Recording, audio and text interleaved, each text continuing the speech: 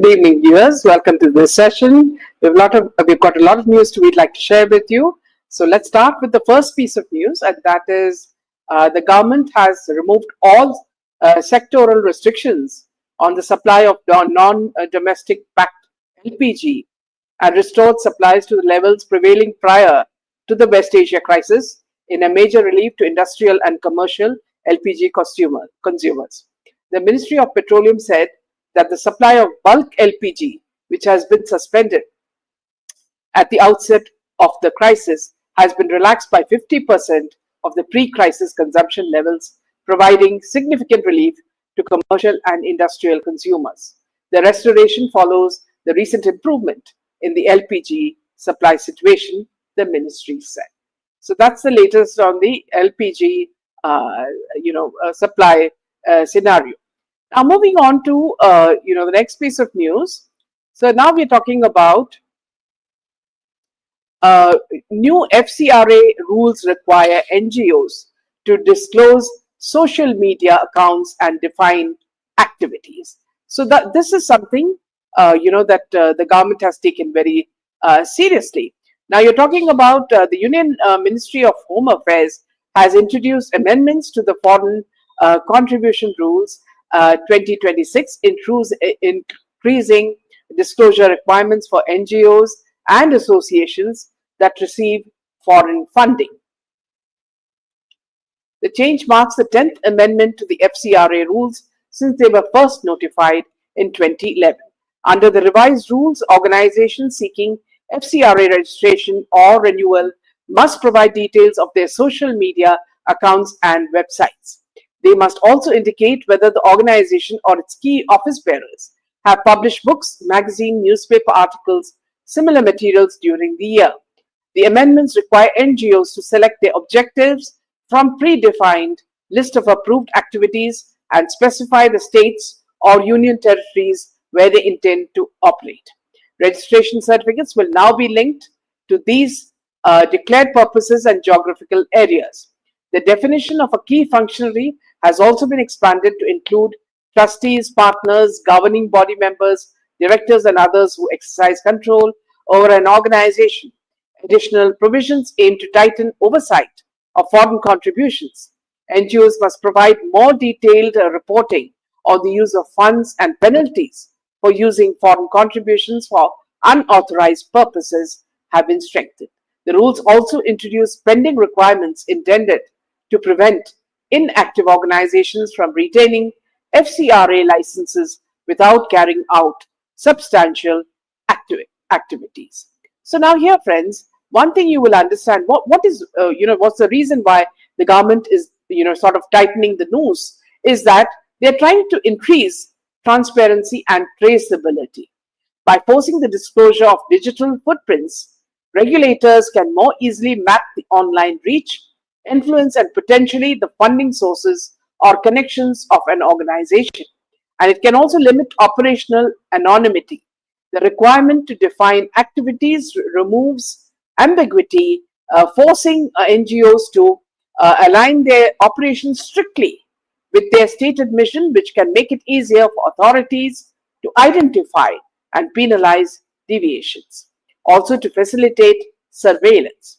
Access to an organization's full suite of social media accounts allows for closer monitoring of communications, alliances, and rhetoric, effectively closing the space for entities attempting to operate under the radar. So this is something, it's very, very, interesting because, see, let me tell you something. So let me just take a few comments coming in. Welcome, Lena. And when government is doing extremely good, funds are misused to damage absolutely India. Is FCRA bill passed? So this is something that we are talking about now, Vijay. And also, see, let me tell you from my own personal experience. See, about 6 months or 8 months back, someone approached me and said that they are starting an NGO to help people do research, people who don't have funds, to fund them to do research and get patents. Now, this organization, the mission was very clear, and they got in very high-profile people, to become their advisors and trustees. Now, knowing a person in this, in the group who said that, see, it's a very good to have, it's in a nation building effort. If you would like to help us, so I also joined as the trustee. Now, one thing I realized was that as we were going ahead, we were very positive that we were going to do things for people who needed the funds and, get more patents, not only patents, but also the fact that, see, our country can surge forward, by creating so many new, what you call, activities and new apps and so many other things, in the medical and the scientific and the technical field. Then what I realized was that slowly as the months were going, the mission was not, going in the direction that, I thought it was going. And then, I realized that, see, they had a couple of, sort of meetings and then an event. And I found that, I was becoming rather suspect about from where the money is coming. And, there was no transparency. And the meetings, did not include, the main group of, the president and the vice president. So these people were not coming for the meetings as well, online meetings, and the face-to-face meetings were also reducing. And then what I realized was that when an event really happened, at that event I didn't attend that event because I wasn't very comfortable about how these funds were coming and how they're going to be used. So I refused to go for the event.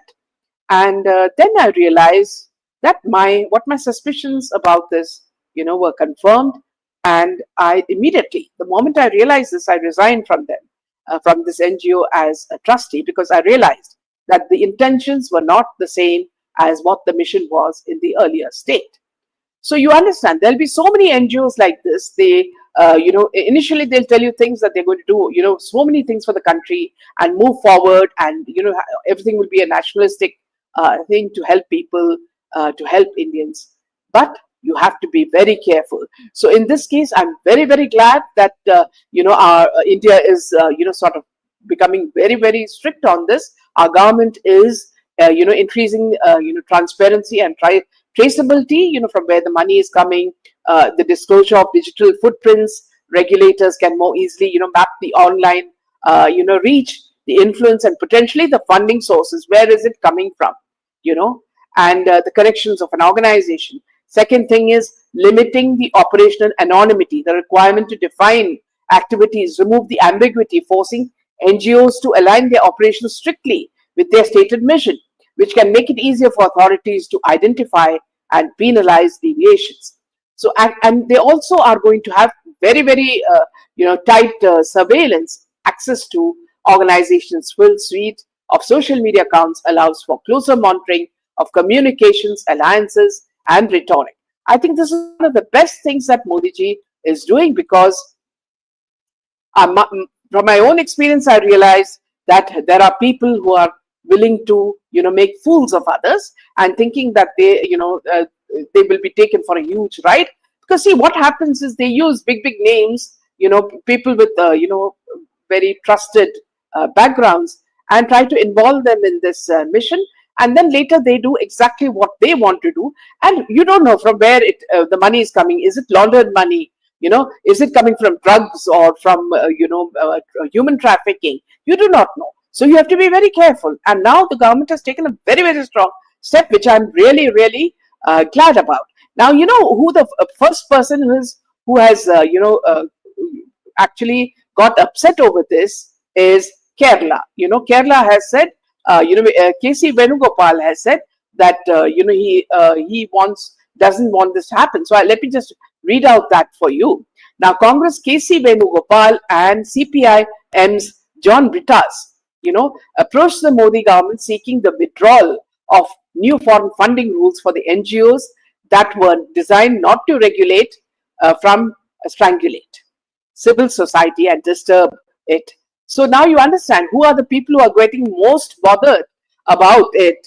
So you see, Congress is already, getting upset from, with the new rules that the government is bringing about with regards to NGOs. So this is something I found really very, something that you can really appreciate. that the government is doing. Now, moving on to the second piece of news. Now we're talking about, yeah, let's move on to the, the second piece of news. And so, yeah, so let me just go on to that.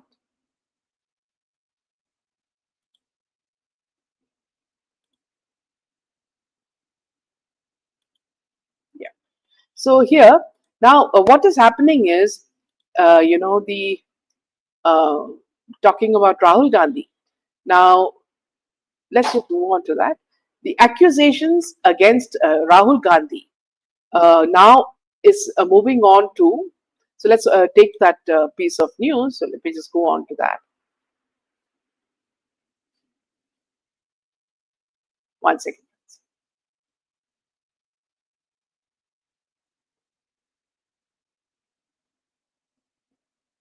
Yeah. The BJP on Saturday alleged that Rahul Gandhi had a meeting with enemies of India during his visit to Germany and asked the leader of opposition in the Lok Sabha as to what kind of conspiracy he is hatching against the country by joining hands with such forces. Addressing a press conference at the BJP headquarters in New Delhi, party national spokesperson Gaurav Bhatia showed a purported picture of Mr. Gandhi with Berlin-based Hertie School president and Professor Cornelia Wohl, and called it proof of the Congress leader meeting anti-India forces in Germany. Now, Union Minister Kiran Rijiju on Saturday took a strong jibe at Congress leader Rahul Gandhi for following a very dangerous track and accused the leader of the opposition in Lok Sabha of working in coordination with anti-India George Soros. The Union Minister reiterated that despite these conspiracies, the country remains secure under Prime Minister Modi's leadership. In an interview with ANI, the Union Minister said, Rahul Gandhi is going on a very dangerous track. George Soros says that $1 trillion are kept to destabilize the Indian government. The anti-India Khalistan force sitting in Canada, the US, the UK, and many organizations are considering to work against the country. Rahul Gandhi and Congress are working in coordination with them and weakening the country. This is very worrisome, but no one can destabilize the country under Prime Minister Modi's leadership. The Union Minister alleged that the Congress party had worked with anti-India groups whenever it failed to win elections. When Congress cannot win elections, then they and the forces against India together start attacking the government and the institutions so that public loses faith in the country's institutions. They have repeatedly said that judiciary and the election commissions are sold to weaken them. He further added that such actions were intended to create instability. When they conspire to weaken the nation and credibility of the government, then this results in agitation. They are working, with a leftist, sort of attitude. So now, if you look at, the meetings that Rahul Gandhi has had. Now he has also these were his meetings in Germany. Now this is something very shocking, because you know that Soros is the kind of person who wants to sort of destabilize India, and so this is something very, very shocking. So let's just move on to one second. Yeah. So let me just take a few comments as we go ahead. We're talking about KK says these foreign fundings do not just influence politics, but pop culture and youth's minds too. Young couples acting in absurd ways in the past week alone. So this is something that KK is hinting at, and we understand what he's talking about. And Arundeshwa says, brilliant move for safe and secure Bharat. And Leena says, why doesn't Raw follow him on his overseas trip and video record it and photograph him, make it public so he can be arrested for treason? Absolutely. So this is something that, is very, very, as Leena said, it's very sad, because if it is true that he is working against our country and working with people who have absolutely no qualms, to create a sort of a discord between parties and also to destabilize the country. So this is something that is very, very shocking. Now, moving on to the next piece of news. Okay, Lena says one more comment. Now, MEA says passport, not citizenship proof. Then why chase him for his British passport? Soros and Gandhis are far off relatives. So this is really very, amusing coming from Lena. Now, moving on to another piece of news. Yeah. Now, the Congress High Command.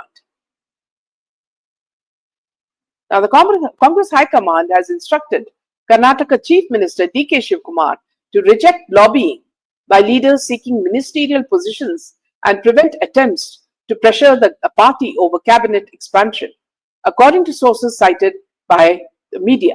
A senior Congress leader conveyed to Shivkumar that the party was unhappy with recent protests by supporters of ministerial aspirants and attempts to exert influence through religious leaders. The direction came amid growing pressure on the chief minister to expand his cabinet. Now, Shivkumar, who took oath as chief minister on June 3rd, along with 13 ministers, after Siddaramaiah resigned on May 28th, currently heads a ministry with 20 vacant berths. The sanctioned strength of the Karnataka cabinet, including the chief minister, is 34. Now, according to PTI sources, a high command representative spoke to Shivkumar on Wednesday and asked him to ensure that the MLAs and the MLCs do not meet in groups to push their claims for ministerial posts. The party has also conveyed that Congress will follow a zero tolerance policy towards lobbying, political pressure tactics, and public demonstration for cabinet positions. The High Command told Shivkumar that any repeat of such activities would be viewed very seriously and that the decision on cabinet expansion would be taken by the party leadership at an appropriate time. The issue has become a challenge for Shivkumar, with several legislators seeking ministerial berths and limited positions available. Party sources said the chief minister has to balance competing demands while avoiding resentment among those who may not make it to the expanded cabinet. The matter also came up after Muslim religious leaders met Shivkumar seeking a ministerial post for MLC Salim Ahmed. Responding to the delegation on Monday, Shivkumar said the cabinet expansion decision would be taken by Congress High Command. My job is to implement the list they provide, he said. The Congress High Command's warning comes as the party seeks to prevent internal disagreements from becoming a public embarrassment ahead of the cabinet reshuffle. So, sometimes you wonder what is DK Shivkumar's role as the chief minister? His hands seem to be totally tied. Whenever anybody, even the media or anybody asks him questions, he'll say, let me ask High Command. And High Command will decide, in which case, why doesn't the High Command come and sit in Karnataka would be the question that everybody would ask. Why do we need Shivkumar at all? Then both the High Command and the Sun can come and sit in Bangalore is what most critics would ask. So here you see a very helpless DK Shivkumar, sitting in the chair of a chief minister. Now, why dual citizenship case is moving slowly is what Sita is asking. Now, moving on to a very, very strange case. So let's move on to this case. So it is something that is hitting the headlines, and it is coming as quite a sort of a shocker. Now, a coffee date between Siya Goel and her boyfriend Chetan Chowdhury in Pune on June 17th is where the plot to murder her 25-year-old businessman fiancé Ketan Agarwal was allegedly hatched. It took place a day before Agarwal was pushed into a gorge. So this is, rather shocking, isn't it? It took place a day before Agarwal was pushed into a gorge at Lohagarh Fort in Pune, according to the police. According to the initial probe, the duo discussed and planned the murder while sitting at the cafe. Police said Sia had shared information about the fort with Chetan and discussed the location with him using YouTube videos. Now, CCTV footage accessed by media shows the pair entering the cafe at around 4:35 p.m. and leaving at approximately 5:30 p.m. Now, Ketan Agarwal, the director and chief marketing officer of his family-run real estate firm, Success Group, died after falling into a gorge at Lohargad Fort near Pune on June 18th while on a trek with his fiancée Sia Goyal. The couple had got engaged earlier this year and were due to marry in November. According to police, both families had planned an elaborate wedding in Udaipur, Rajasthan. Soon after the incident, Sia told police that Ketan had slipped while the couple were taking photographs near the edge of the fort amid strong winds.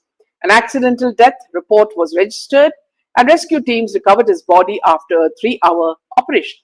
However, police say the case did not turn into a murder probe.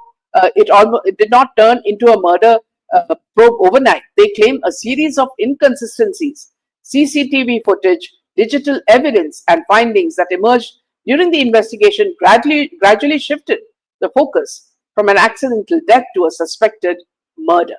They continued analyzing CCTV footage, digital records, and witness accounts from the outset. Despite Ketan's family initially expressing no suspicion and requesting that police avoid creating unnecessary controversy around the death. According to police, the case began to turn after inconsistencies emerged in Sia's account of the day, and investigators later found CCTV footage showing a hooded man near the couple on the trail at Lohargad Fort. Police said the footage, along with mobile location data, call detail records, and travel patterns, became central to what they describe as a premeditated conspiracy.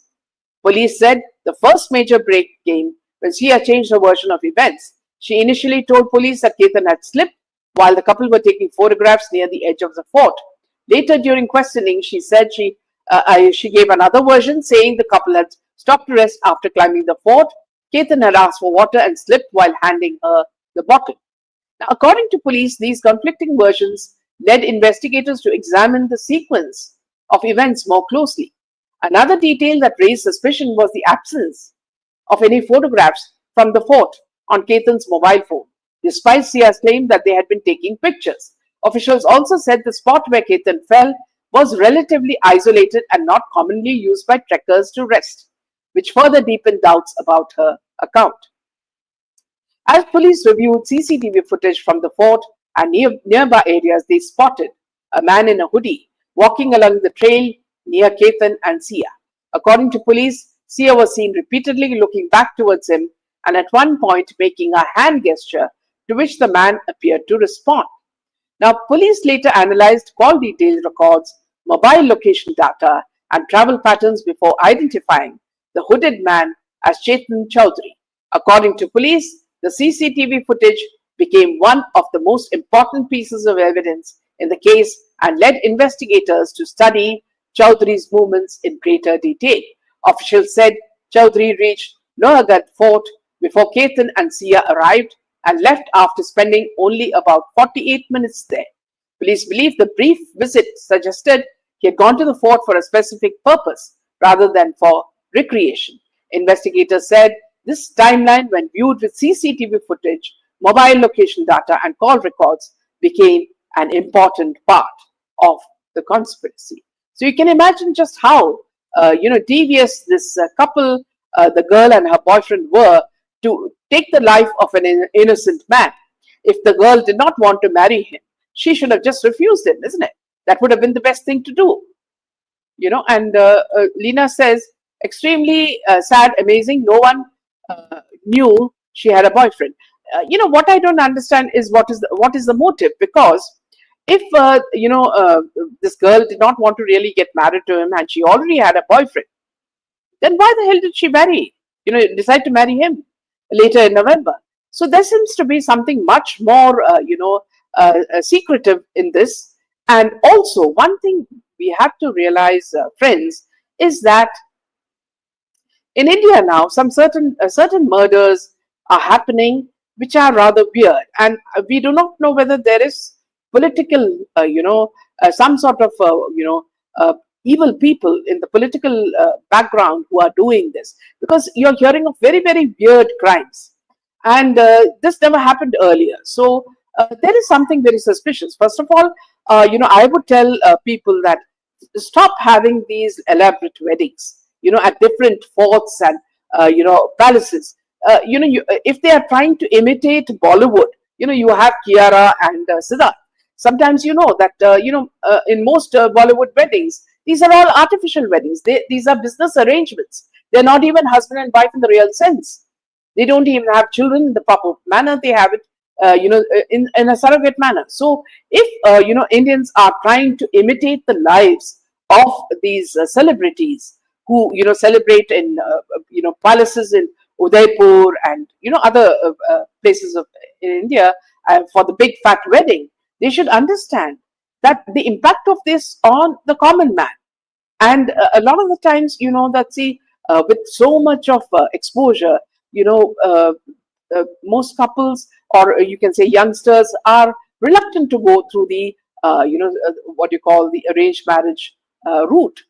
So whenever an arranged marriage is happening, it's very important to understand the complete background of both the, both the people to, before they go ahead in a marriage. So in this case, was it not possible to find out about this girl and her intentions? And if you look at some of the, incidents that happened before to Ketan, many incidents happened. And was this boy so gullible that he could not see through this girl's, artificial nature and her devious plans? So there's something wrong with both the man and the girl. And I hope that whatever strange mystery is there behind this, devious murder will come out. So it's very important. Now, Lena says, now boys, family and girls' family have to hire detectives to find out everything about the person. Yes, it's absolutely important, Lena, because see, any parents, they bring up their daughter or their son with so much of care. And can you imagine giving them in the hands of someone like this girl Sia and her boyfriend? So many years of, love which was there in the family. Suddenly your son is just snatched away, in this very, very cruel manner. So I think it's very important. Thank you, Karma. So I've also noticed that the more, fat weddings that you have, a lot of the times what happens is within months a divorce happens. So what is the reason? Apparently there is, incompatibility. So why not discuss all these things before really tying the, having a relationship, or getting into a marriage? It's very important that you discuss everything, find out about each other's partners, find out about the background. Because see, there is, since you said that, Karma, I would also like to elaborate that there is an external force, a Western force, of course, under people like Soros, who want to rip apart the social fabric of India. Because what has India been known for? India has been known for family connections, joint family connections, and the kind of, how couples remain married, till the end of their lives. So this is something that, they try to break, so that, once you have a family that is disintegrated, then, society, cannot be controlled. And then the whole thing of, drugs and whatnot comes into play. And then a country becomes like a banana republic where nobody has any control over anything. So this is something, friends, we really need to take care, whether it's our children or whether it's, children of friends, who we know. We must advise them to be very, very careful in this. So with this, we end this session. We'll see you tomorrow with a lot more news. Good night. Jai Hind and Jai Shri Ram.